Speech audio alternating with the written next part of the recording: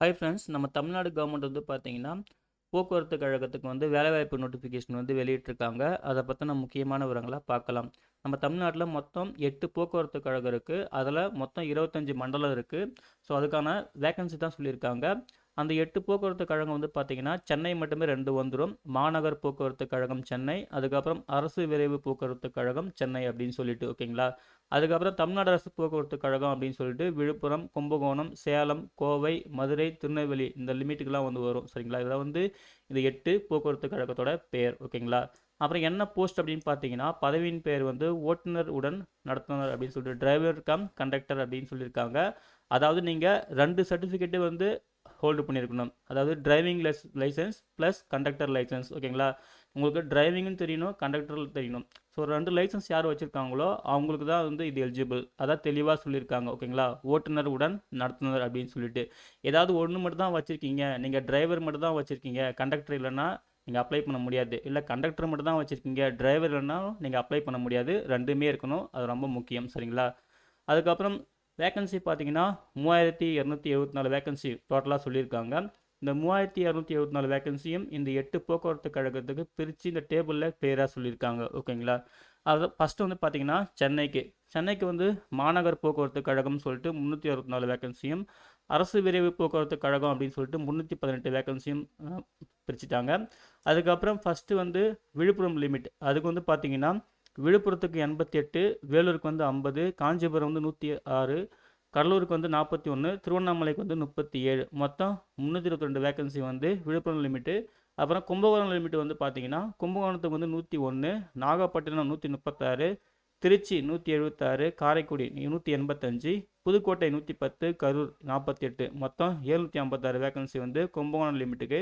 Salem limit வந்து பார்த்தீங்கன்னா, சேலம் வந்து 382, தருமபுரி வந்து 104, டோட்டலாக வந்து 486 சேலம் லிமிட்டு. அப்புறம் கோவைக்கு வந்து பார்த்தீங்கன்னா 100, ஈரோடுக்கு வந்து 119, ஊட்டிக்கு வந்து 67, திருப்பூருக்கு வந்து 58, மொத்தம் 344 வேக்கன்சி வந்து கோவை லிமிட்டில் வருது.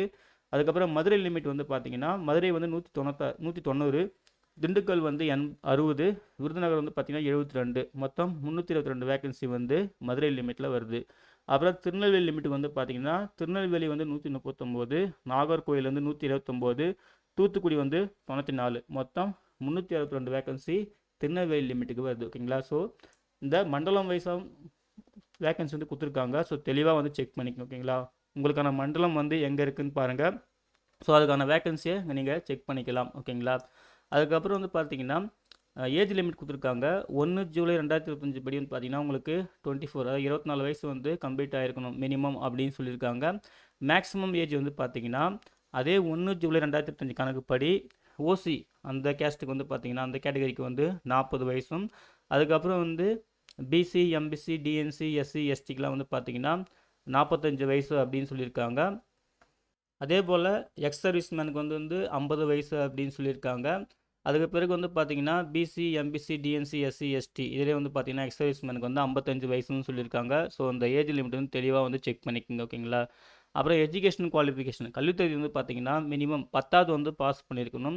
தமிழில் வந்து பேச, படிக்க, எழுத தெரிஞ்சிருக்கணும் அப்படின்னு சொல்லிட்டு சொல்லியிருக்காங்க. அதை நோட் பண்ணிக்கோங்க. ஓகேங்களா? அதுக்கப்புறம் முக்கிய தகுதிகள், அதாவது எலிஜிபிலிட்டி கிரைட்டேரியா வந்து பார்த்தீங்கன்னா நீங்கள் வந்து ஹெவி வெஹிக்கிள் கனரக வாகன ஓட்டுநர் உரிமம் வந்து வச்சுருக்கணும். குறைஞ்சபட்சம் வந்து பார்த்தீங்கன்னா 18 மாதமாவது நீங்கள் வந்து அனுபவம் எக்ஸ்பீரியன்ஸ் வந்து இருக்கணும் அப்படின்னு சொல்லியிருக்காங்க.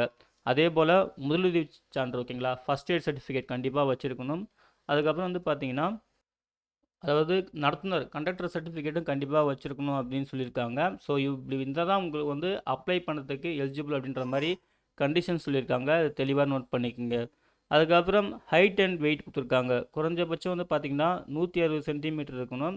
வெயிட் வந்து பார்த்திங்கன்னா குறைஞ்சபட்சம் 50 கிலோகிராம் இருக்கணும் அப்படின்னு சொல்லியிருக்காங்க. அப்புறம் மேலும் ஃபிசிக்கல் ஃபிட்னஸ் வந்து பார்த்திங்கன்னா அப்புறம் உங்களுக்கு வந்து ஐசைட்டு தெளிவான குறைபாடுகளற்ற கண் பார்வை இருக்கணும் அப்படின்னு சொல்லியிருக்காங்க. அதே போல் உடலில் எந்த குறையும் இருக்கக்கூடாது அப்படின்னு சொல்லியிருக்காங்க. ஃபிசிக்கல் டிஃபார்மிட்டி அப்படின்னு சொல்லிட்டு. ஓகேங்களா? எலிஜிபிலிட்டி கிரைட்டீரியாவில் இது எல்லாமே முக்கியம். அது தெளிவாக நோட் பண்ணிக்கோங்க. ஓகேங்களா? அதுக்கு மேலும் வந்து பார்த்தீங்கன்னா மறுபடியும் ஏஜ் லிமிட் பற்றி சொல்லியிருக்காங்க. அதாவது குறைஞ்சபட்ச வயது 24 அப்படின்னு சொல்லிட்டு. அதே போல் சாலை போக்குவரத்து நிறுவனத்து மூலம் நீங்கள் வந்து பார்த்தீங்கன்னா பயிற்சி பெற்றிருந்தீங்கன்னா, அதாவது ஏஜ் வந்து 24 வயசு குறைஞ்சபட்சம் இருந்திருக்கணும். 18 மாதம் வந்து உங்களுக்கு எக்ஸ்பீரியன்ஸ் இருக்கணும். நம்ம ஆல்ரெடி சொல்லியாச்சு, அதான் சொல்லியிருக்காங்க. அதே போல் இந்த எலிஜிபிலிட்டி கிரைட்டீரியா எல்லாம் உங்களுக்கு மீட் ஆயிடுச்சு அப்படின்னு பார்த்தீங்கன்னா நீங்கள் வந்து www.arasubus.tn.government.in வெப்சைட்டில் வந்து ஆன்லைன் சரிங்களா, ஆன்லைன் மூலியமாக நீங்கள் ஃபில் பண்ணுற மாதிரி இருக்கும் அப்ளிகேஷன் வந்து சொல்லியிருக்காங்க. நீங்கள் எஸ்சி எஸ்டி கேட்டகரியில் வந்தீங்கன்னா நீங்கள் வந்து பார்த்தீங்கன்னா உங்களுக்கு வந்து சேவை கட்டணம் எதுவும் கிடையாது அப்படின்னு சொல்லியிருக்காங்க.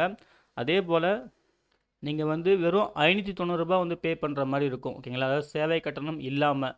ஆனால் மற்ற பிரிவுக்கு வந்து பார்த்தீங்கன்னா அதர் கேஸ்ட்டுக்கு வந்து பார்த்தீங்கன்னா 1380 ரூபாய் அந்த சேவை கட்டணமும் சேர்த்து வந்து பார்த்தீங்கன்னா நீங்கள் வந்து ஜிஎஸ்டி 18% சேர்த்து 1180 ரூபா வந்து பே பண்ணுற மாதிரி இருக்கும் அப்படின்னு சொல்லியிருக்காங்க. ஃபீஸ் ஒன்ஸ் பே பண்ணிட்டீங்கன்னா ரீஃபண்ட் பண்ண மாட்டோம் அப்படின்னு தெளிவாக சொல்லியிருக்காங்க ஓகேங்களா, அதையும் நோட் பண்ணிக்கோங்க. அதே போல் இந்த ஜாபுக்கு வந்து பார்த்தீங்கன்னா ரிட்டன் எக்ஸாமு, அதுக்கப்புறம் வந்து ஸ்கில் டெஸ்ட்டு, அதுக்கப்புறம் இன்டர்வியூ சொல்லிட்டு ஒரு 3 ஸ்டேஜ் சொல்லியிருக்காங்க. அதாவது எழுத்து தேர்வு, செய்முறை தேர்வு, நேர்முக தேர்வு அப்படின்னு சொல்லிட்டு இந்த 3 ஸ்டேஜை வந்து கம்ப்ளீட் பண்ண தான் நாங்கள் வந்து அதை பேஸ் பண்ணி தான் நாங்கள் தேர்ந்தெடுப்போம் அப்படின்னு தெளிவாக கொடுத்துருக்காங்க. அதே போல் வந்து பார்த்திங்கன்னா இந்த ரிட்டன் டெஸ்ட்டு, அப்புறம் ப்ராக்டிக்கல் டெஸ்ட்டு, அதுக்கப்புறம் இன்டர்வியூக்கெலாம் வந்து பார்த்திங்கன்னா நீங்கள் தான் உங்கள் ஓன் அரேஞ்ச்மெண்ட் தான் நீங்கள் செலவு பண்ணி நீங்கள் வந்து பார்த்துக்கணும் அப்படின்னு சொல்லியிருக்காங்க. அதையும் நோட் பண்ணிக்கோங்க சரிங்களா. அதே போல் இந்த விஷயம் அதாவது ரிட்டன் டெஸ்ட்டு, ப்ராக்டிக்கல் டெஸ்ட், அப்புறம் இன்டர்வியூக்கெலாம் வந்து பார்த்தீங்கன்னா அது தொடர்பான விஷயம் எல்லாமே வந்து நீங்கள் அஃபிஷியல் வெப்சைட்டில் வந்து செக் பண்ணிக்கலாம், நாங்கள் அப்டேட் பண்ணுவோம் அப்படின்னு சொல்லியிருக்காங்க.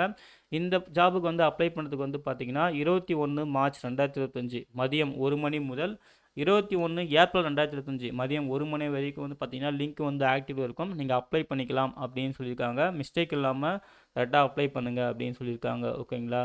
அதுக்கு மேலே வந்து பார்த்தீங்கன்னா கரெக்டாக எலிஜிபிலிட்டி க்ரைட்டேரியா மீட் ஆகிற மட்டும் அப்ளை பண்ணுங்கள். இன்கேஸ் உங்களுக்கு அது சொல்கிற இந்த எலிஜிபிலிட்டி க்ரைட்டேரியா சரியாக மீட் ஆகலைன்னா கண்டிப்பாக நாங்கள் ரிஜெக்ட் பண்ணுறோம்னு தெளிவாக சொல்லியிருக்காங்க. மேலும் வந்து பார்த்தீங்கன்னா இந்த எக்ஸாமுக்கான அந்த ஹால் டிக்கெட்டு மற்ற இன்ஃபர்மேஷன் எல்லாமே நீங்கள் அஃபிஷியல் வெப்சைட்டில் வந்து www.arasubus.tn.government வெப்சைட்டில் செக் பண்ணிட்டே இருங்க. அப்ளை பண்ணிட்டு ஃப்ரீக்வெண்ட்டாக செக் பண்ணுங்கள், அப்போ தான் உங்களுக்கு அப்டேட் வரும் அப்படின்னு தெளிவாக சொல்லியிருக்காங்க ஓகேங்களா. அவ்வளோதான் ஃப்ரெண்ட்ஸ், இதுதான் வந்து பார்த்திங்கன்னா நம்ம தமிழ்நாடு கவர்மெண்ட் அறிவிச்சிருந்த அரசு போக்குவரத்து கழகத்துக்கான வேலைவாய்ப்புக்கான முக்கியமான விவரங்கள். இந்த நோட்டிஃபிகேஷனை ஒரு டைம் கிளியராக நீங்களும் பாருங்கள். டிரைவர் கம் கண்டக்டர் அந்த மாதிரி தான் சொல்லியிருக்காங்க. ஸோ எலிஜிபிலிட்டி கிரைட்டீரியா கரெக்டாக மீட் ஆயிடுச்சுன்னா நீங்கள் ஆன்லைனில் மிஸ்டேக் இல்லாமல் அப்ளை பண்ணுங்கள் சரிங்களா. இந்த நோட்டிஃபிகேஷன் டவுன்லோட் பண்ணுறதுக்கான லிங்க்கையும் ஆன்லைனில் அப்ளை பண்ணுறதுக்கான லிங்க்கையும் இந்த வீடியோ டிஸ்கிரிப்ஷனில் தரேன், செக் பண்ணி நீங்களே யூஸ் பண்ணிக்கோங்க. அப்ளை பண்ணுற எல்லாருக்கும் wish you all the best. Thank you.